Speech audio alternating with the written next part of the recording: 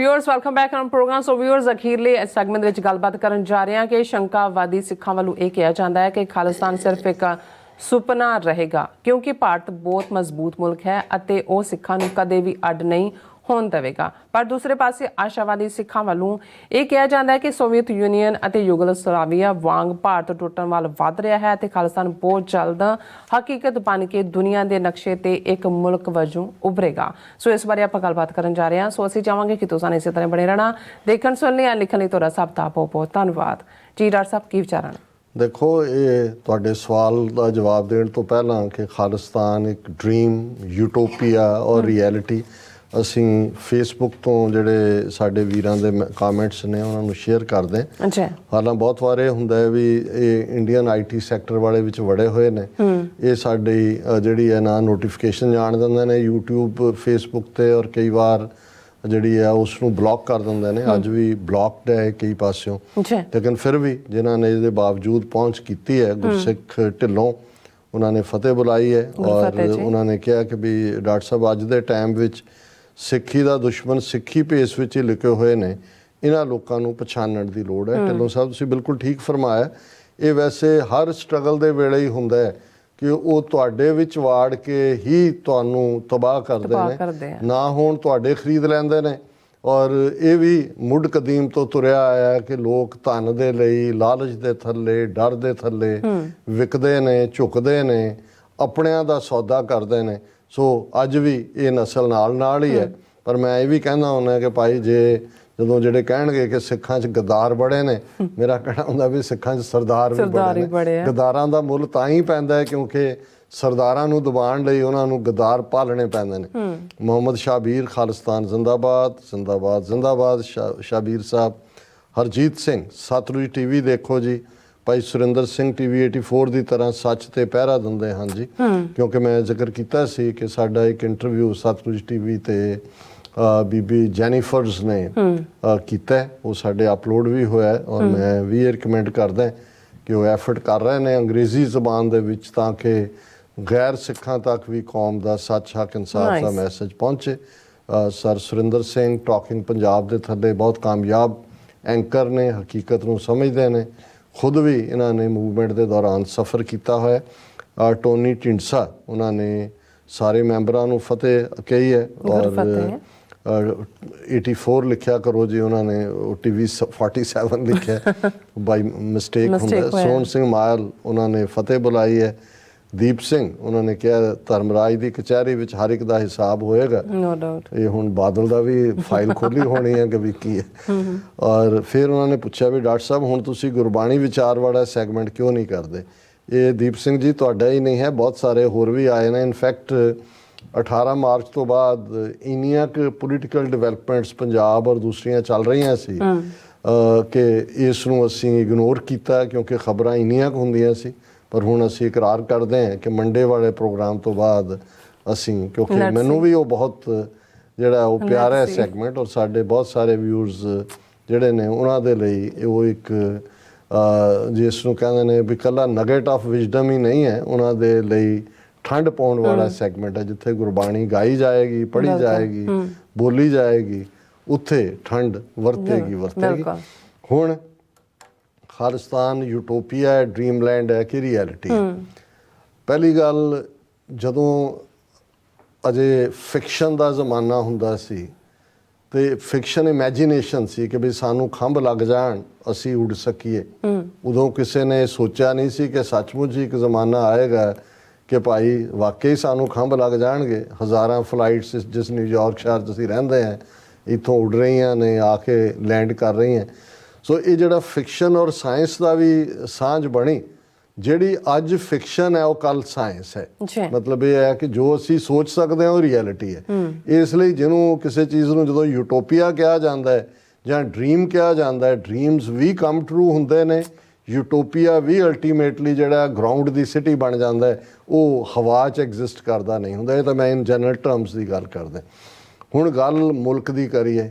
ਜਿਸ ਕੌਮ ਨੇ 173 ਸਾਲ ਪਹਿਲਾਂ 1.5 ਲੱਖ ਮੁਰੱਬਾ ਮੀਲ ਤੋਂ ਜ਼ਿਆਦਾ ਟੈਰੀਟਰੀ ਦੇ ਉੱਤੇ ਹਕੂਮਤ ਕੀਤੀ ਹੋਏ, ਜਿਹੜੀ ਕੌਮ 2 ਵੇਲੇ ਦੀ ਅਰਦਾਸ 'ਚ ਰਾਜ ਕਰੇਗਾ ਖਾਲਸਾ ਪੜ੍ਹਦੀ ਹੋਏ, ਜਿਹੜੀ ਕੌਮ ਦੇ ਸਿਰ ਦੇ ਉੱਤੇ ਦਸਤਾਰ, ਸਿਰ ਤੇ ਫਰਲਾ, ਕੱਲਾ ਕੱਲਾ ਸਾਡਾ ਗੁਰਦੁਆਰਾ ਸਾਹਿਬ ਜਿੱਥੇ ਸਾਡਾ ਨਿਸ਼ਾਨ ਝੂਲਦਾ, ਜਿਹੜਾ ਸਾਨੂੰ ਰਿਮਾਈਂਡ ਕਰਵਾਉਂਦਾ ਵੀ ਅਸੀਂ ਸੋਵਰਨ ਲੋਕ ਹਾਂ, ਜੇ 2-2.5 ਹਜ਼ਾਰ ਸਾਲ ਬਾਅਦ ਯਹੂਦੀ ਇਜ਼ਰਾਈਲ ਬਣਾ ਸਕਦੇ ਨੇ, ਜੇ ਸੈਂਕੜਿਆਂ ਸਾਲਾਂ ਦੀ ਗੁਲਾਮੀ ਤੋਂ ਬਾਅਦ ਸਕਾਟਲੈਂਡ ਵਾਲੇ ਜਿਹੜੇ ਨੇ ਉਹ ਆਪਣੇ ਰੈਫਰੈਂਡਮ ਵੱਲ ਜਾ ਸਕਦੇ ਨੇ 400 ਸਾਲ ਬਾਅਦ, ਔਰ ਦੁਨੀਆ ਭਰ ਦੇ ਵਿੱਚ ਔਰ ਜਿਹੜੀ ਕੌਮ ਦਾ ਬਰਥ ਹੀ ਐਜ਼ ਏ ਨੇਸ਼ਨ ਹੋਏ, ਹੋਰ ਕਿਹੜਾ ਮਜ਼ਹਬ ਹੈ ਜਿਹੜਾ ਆਪਣਾ ਬਰਥਡੇ ਮਨਾਉਂਦਾ ਹੈ? ਅਸੀਂ 14 ਅਪ੍ਰੈਲ ਨੂੰ ਲੈ ਕੇ ਹੀ ਗੱਲਾਂ ਕਰ ਰਹੇ ਹਾਂ, ਖਾਲਸਾ ਸਾਜਨਾ ਦਿਵਸ ਹੈ। ਫਿਰ ਐਸਾ ਸਾਡੇ ਕੋਲ ਹਰ ਚੀਜ਼ ਹੈ। ਅਸੀਂ ਇੱਕ ਲੋਕ ਜੁਆਇੰਟ ਪੇਨ ਚੋਂ ਗੁਜ਼ਰੇ ਹੈ, ਪਰਸੀਕਿਊਸ਼ਨ ਚੋਂ, ਸਾਂਝਾ ਸਾਡਾ ਇਤਿਹਾਸ ਹੈ, ਸਾਂਝੀ ਸਾਡੀ ਬੋਲੀ ਹੈ, ਸਾਂਝਾ ਸਾਡੀ ਤਹਿਜ਼ੀਬ ਹੈ। ਸਾਡੇ ਕੋਲ ਸਿਰਫ ਲੈਂਡ ਨਹੀਂ ਹੈ, ਪਰ ਅੱਜ ਵੀ 50,300 ਸਕੁਅਰ ਕਿਲੋਮੀਟਰ ਸਾਡੇ ਕੋਲ ਇੱਕ ਜ਼ਮੀਨ ਦਾ ਟੁਕੜਾ ਹੈ ਜਿੱਥੇ ਅਸੀਂ 65% ਤੋਂ ਜ਼ਿਆਦਾ ਵੱਸਦੇ ਹਾਂ।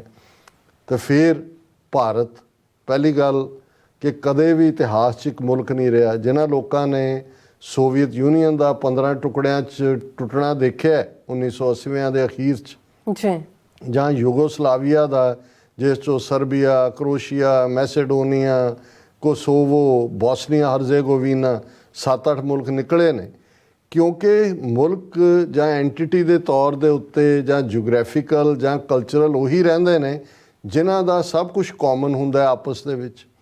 ਨਾ ਤਾਂ ਸੋਵੀਅਤ ਯੂਨੀਅਨ ਵਾਲਿਆਂ ਦਾ ਕਾਮਨ ਸੀ, ਉਹ ਹੜੱਪੇ ਹੋਏ ਸੀ ਇਧਰੋਂ ਉਧਰੋਂ, ਨਾ ਹੀ ਯੂਗੋਸਲਾਵੀਆ ਦਾ ਸੀ। ਭਾਰਤ ਜਿਸ ਦੇ ਵਿੱਚ 10 ਤੋਂ ਜ਼ਿਆਦਾ ਨੈਸ਼ਨੈਲਿਟੀਜ਼ ਨੇ, ਜਿਨ੍ਹਾਂ ਦਾ ਇੱਕ ਖਿੱਤੇ ਦਾ ਦੂਸਰੇ ਦੇ ਨਾਲ ਨਾ ਬੋਲੀ ਰਲੇ, ਨਾ ਜ਼ਬਾਨ ਰਲੇ, ਨਾ ਪਹਿਰਾਵਾ ਰਲੇ, ਨਾ ਉਹਨਾਂ ਦਾ ਇਤਿਹਾਸ ਰਲੇ। ਹੁਣ ਨਾਰਥ ਈਸਟ ਦੇ ਕਬੀਲਿਆਂ ਦਾ, ਜਿਹੜੀਆਂ 7 ਸਟੇਟਾਂ 7 ਸਿਸਟਰਸ ਨੇ, ਕਿਹੜੀ ਚੀਜ਼ ਸਾਂਝੀ ਹੈ ਜੀ ਉਹਨਾਂ ਦੀ ਭਾਰਤ ਦੇ ਨਾਲ? ਹੁਣ ਪੰਜਾਬ ਜਿਹੜਾ ਸਾਡੀ ਇੱਕ ਤਹਿਜ਼ੀਬ ਹੈ, ਕਲਚਰ ਹੈ, ਬੋਲੀ ਹੈ, ਗੰਗਾ ਜਮਨੀ ਤਹਿਜ਼ੀਬ ਦੇ ਨਾਲ ਸਾਡੀ ਕਿਹੜੀ ਚੀਜ਼ ਸਾਂਝੀ ਹੈ?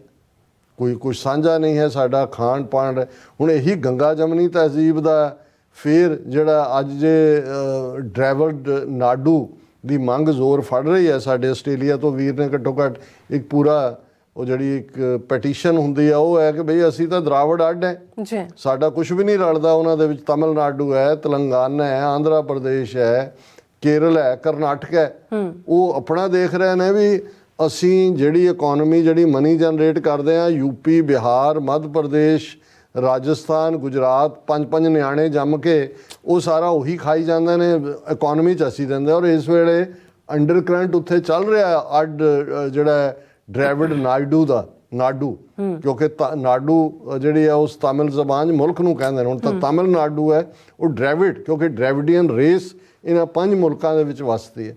ਸੋ ਇੰਨੇ ਅੰਡਰ ਕਰੰਟ ਨੇ ਮੂਵਮੈਂਟ ਦੇ।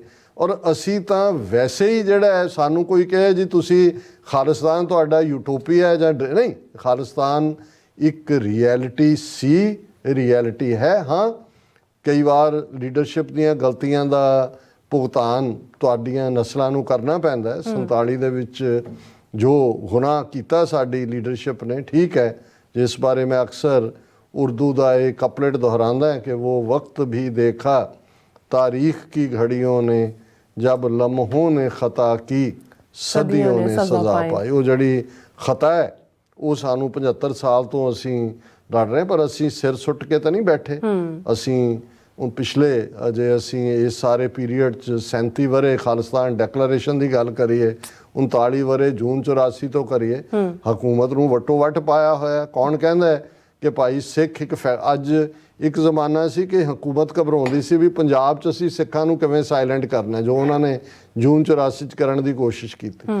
ਅੱਜ ਦੁਨੀਆ ਭਰ ਦੇ ਵਿੱਚ 5 ਮਿਲੀਅਨ ਸਿੱਖ ਜਿਨ੍ਹਾਂ ਦੀਆਂ ਹਕੂਮਤਾਂ ਉਹ UK ਹੋਏ, ਆਸਟ੍ਰੇਲੀਆ ਹੋਏ, ਨਿਊਜ਼ੀਲੈਂਡ ਹੋਏ, ਕੈਨੇਡਾ ਹੋਏ, ਅਮਰੀਕਾ ਹੋਏ, ਉਹਨਾਂ ਨੂੰ ਪ੍ਰੋਟੈਸਟ ਭਾਰਤੀ ਹਕੂਮਤ ਕਰਦੀ ਹੈ। ਉਹਨਾਂ ਦੇ ਲਈ ਡਾਇਸਪੋਰਾ ਸਿੱਖ ਇੱਕ ਵੱਡੀ ਸਿਰਦਰਦ ਬਣੇ ਹੋਏ ਨੇ, ਕਿਉਂਕਿ ਸਾਡਾ ਦੁਸ਼ਮਣ ਸਮਝਦਾ ਹੈ ਕਿ ਖਾਲਿਸਤਾਨ ਇੱਕ ਰਿਐਲਿਟੀ ਹੈ। ਔਰ ਉਹ ਇਹ ਦੇਖ ਰਹੇ ਨੇ ਕਿ ਖਾਲਿਸਤਾਨ ਦੀ ਲਿਬਰੇਸ਼ਨ ਕਸ਼ਮੀਰ ਨੂੰ ਲਿਬਰੇਟ ਕਰਵਾਏਗੀ, ਖਾਲਿਸਤਾਨ ਦੀ ਲਿਬਰੇਸ਼ਨ 'ਚੋਂ ਦਰਾਵੜ ਨਾਡੂ ਨਿਕਲੇਗਾ, ਖਾਲਿਸਤਾਨ ਦੀ ਲਿਬਰੇਸ਼ਨ 'ਚੋਂ ਨਾਗਾ, ਮਿਜ਼ੋਰਮ, ਮਨੀਪੁਰ, ਉਹਨਾਂ ਦੀਆਂ ਆਜ਼ਾਦੀਆਂ ਨਿਕਲਣਗੀਆਂ।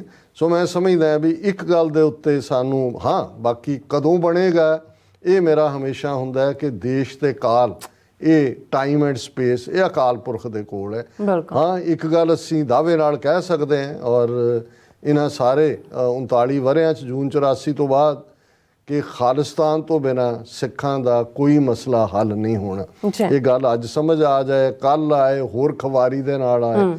ਔਰ ਦੂਸਰਾ, ਕਿਉਂਕਿ ਖਾਲਿਸਤਾਨ ਤੋਂ ਬਿਨਾਂ ਸਾਡੇ ਕੋਲ ਕੋਈ ਚੋਇਸ ਨਹੀਂ ਹੈ, ਜਿੰਨੇ ਸਾਡੇ ਸਾਧਨ ਨੇ ਤਨ ਮਨ ਧਨ, ਤੇ ਜੋ ਸਾਡੀ ਵਿੱਤ ਹੈ, ਜਿੱਥੇ ਜਿੱਥੇ ਕੋਈ ਸਿੱਖ ਬੈਠਾ ਹੈ, ਜਿਹਨੂੰ ਗੁਰੂ ਸਾਹਿਬ ਨੇ ਵੀ ਸਾਨੂੰ ਇਹੀ ਹਦਾਇਤ ਕੀਤੀ ਹੈ, ਜੈਸਾ ਵਿੱਤ ਤੈਸਾ ਹੋਏ ਵਰਤੇ, ਆਪਣਾ ਬਲ ਨਹੀਂ ਹਾਰੇ।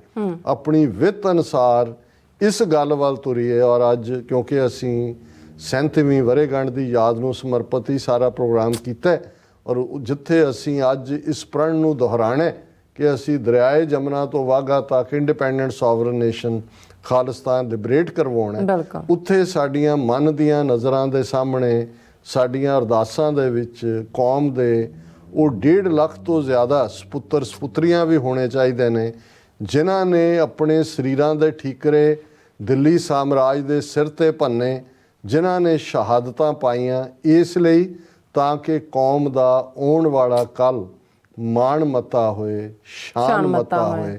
ਬੇਸ਼ੱਕ ਅੱਜ ਹਾਲਾਤ ਕਿਸ ਪਾਸੇ ਜਾ ਰਹੇ ਨੇ, ਲੇਕਿਨ ਜਦੋਂ ਅਸੀਂ ਇਹ ਕਹਿੰਦੇ ਹਾਂ ਕਿ ਝਲਕ ਸੁੰਦਰ ਤੋਂ ਰੋਸ਼ਨ ਪੰਦ ਹੋਏ, ਕੀ ਗਮ ਜੇ ਸਿਰ ਤੇ ਪੰਡਾਂ ਭਾਰੀਆਂ ਨੇ।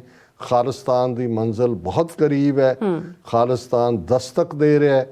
ਜਿਓ ਪੋਲੀਟੀਕਲ ਜੋ ਸੈਟਅਪ ਹੈ ਉਸ ਖਿੱਤੇ ਦਾ, ਉਹ ਵੀ ਸਾਡੇ ਤੇ ਮਦਦਗਾਰ ਹੈ। ਡਾਇਸਪੋਰਾ ਸਿੱਖਾਂ ਦੀ ਤਾਕਤ ਅੱਜ ਦੁਨੀਆ ਦੇ ਵਿੱਚ ਕਬੂਲੀ ਜਾ ਰਹੀ ਹੈ। ਪੰਜਾਬ ਦੇ ਅੰਦਰ ਜਿਹੜਾ ਅੰਡਰ ਕਰੰਟ ਸੀ, ਜਿਸ ਨੂੰ ਕਿਸਾਨ ਮੂਵਮੈਂਟ ਔਰ ਸਾਡੀਆਂ ਅੱਡ-ਅੱਡ ਜਥੇਬੰਦੀਆਂ, ਦਲ ਖਾਲਸਾ, ਸ਼੍ਰੋਮਣੀ ਅਕਾਲੀ ਦਲ ਅੰਮ੍ਰਿਤਸਰ, ਜਿਨ੍ਹਾਂ ਨੇ ਅਲਾਈਵ ਰੱਖਿਆ, ਕਿਸਾਨ ਮੂਵਮੈਂਟ ਨੇ ਉਸ ਦੇ ਵਿੱਚ ਹੋਰ ਜਾਨ ਭਰੀ। ਫਿਰ ਦੀਪ ਸਿੱਧੂ, ਸਿੱਧੂ ਮੂਸੇਵਾਲਾ, ਭਾਈ ਅੰਮ੍ਰਿਤਪਾਲ ਸਿੰਘ, ਸਾਡੇ ਉਹ ਨੌਜਵਾਨ ਜਿਹੜੇ ਅੰਮ੍ਰਿਤ ਸੰਚਾਰ ਲਹਿਰ ਦੇ ਰਾਹੀਂ ਉਹਨਾਂ ਨੇ ਮੈਸੇਜ ਦਿੱਤਾ ਕਿ ਇਹ ਗੁਰੂਆਂ ਦੀ ਧਰਤੀ ਹੈ, ਪੰਜਾਬ ਨਾ ਹਿੰਦੂ ਨਾ ਮੁਸਲਮਾਨ, ਪੰਜਾਬ ਜਿਉਂਦਾ ਗੁਰਾਂ ਦੇ ਨਾਂ ਤੇ। ਉਹ ਗੁਰਾਂ ਦੀ ਧਰਤੀ ਦੇ ਉੱਤੇ ਇਹ ਸੱਚ, ਹੱਕ, ਇਨਸਾਫ ਦਾ ਸੂਰਜ ਚੜ੍ਹੇਗਾ। ਅਲਟੀਮੇਟਲੀ ਕੌਮ ਆਪਣੇ ਆਜ਼ਾਦ ਮੁਲਕ ਖਾਲਿਸਤਾਨ ਦੀ ਮਾਲਕ ਬਣੇਗੀ। ਔਰ ਇੱਥੇ ਨਿਊਯਾਰਕ 'ਚ ਯੂਨਾਈਟਿਡ ਨੇਸ਼ਨਸ ਹੈੱਡਕੁਆਰਟਰ ਦੇ ਬਾਹਰ 193 ਝੰਡਿਆਂ ਦੇ ਨਾਲ ਬਹੁਤ ਜਲਦ ਖਾਲਿਸਤਾਨ ਦਾ ਝੰਡਾ ਵੀ ਝੂਲੇਗਾ।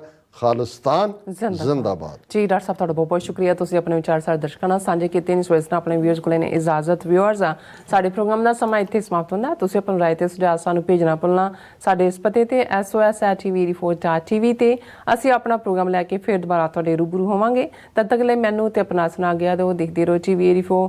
ਬੁਲਾ ਦਿਓ ਫਤਿਹ। ਵਾਹਿਗੁਰੂ ਜੀ ਕਾ ਖਾਲਸਾ, ਵਾਹਿਗੁਰੂ ਜੀ ਕੀ ਫਤਿਹ। ਰੱਬ ਰਾਖਾ।